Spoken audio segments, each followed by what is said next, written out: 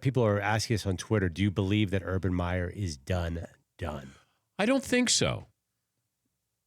I think he's done now, but he needs to be done now. I'm surprised he's coaching in the Rose Bowl.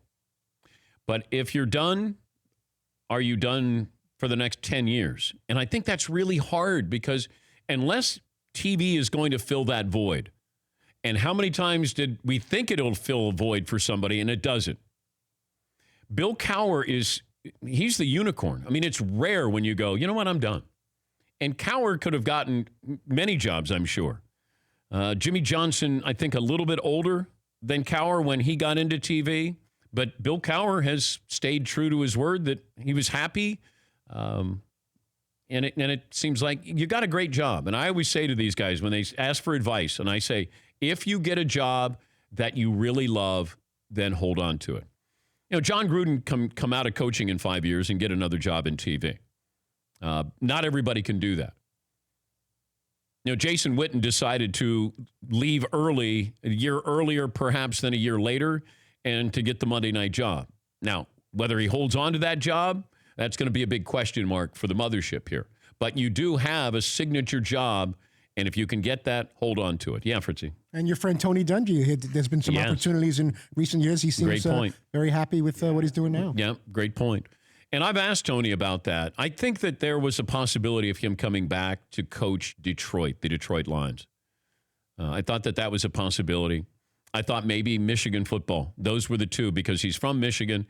And I think he thought, you know what, my dad would love for me to have coached the Lions because they grew up Lions fans. But, you know, Tony's got little kids. I mean, it's too much wear and tear. He's got a quality of life. Quality of life. And these coaches aren't used to quality of life. They have money. They have notoriety. They have prestige. They have a lot of things. They don't have quality of life because the life they live, they don't realize it until you're out. And then you go, oh, my God, I can't believe I did this. I was there 14 hours a day. You know, I never saw my kids. Joe Gibbs told me a story that he went in to see his son, and one of his sons was a baby.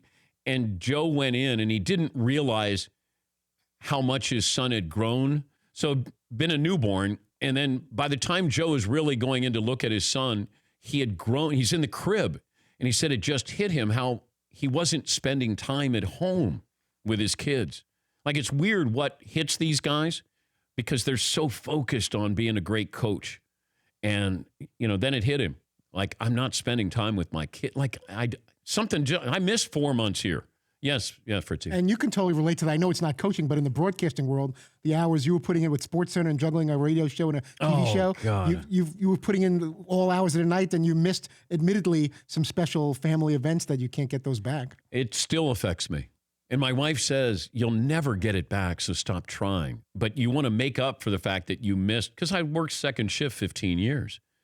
I missed a lot of those things, worked holidays, and then you go, I'll make it up. And then you can't. Yeah, Paul. And we always interview coaches, and we do this question on this show. When was the last time you saw a movie or watched a TV show?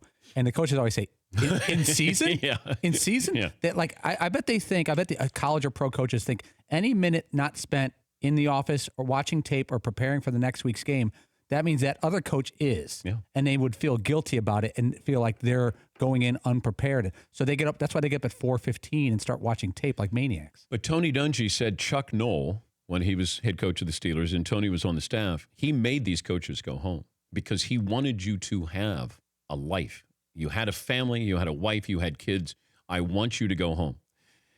Some of these coaches, they make you stay 12 to 14 hours because that's, and even longer. Hey, sleep here at the office because that's what we do. Didn't they do that in the emergency room where they'd make you work like 48 hours straight or something? Like early doctors, residents and stuff like that? Yeah. And I kept thinking, like, I want you at your best. I don't want you to do it because that's the way it used to be.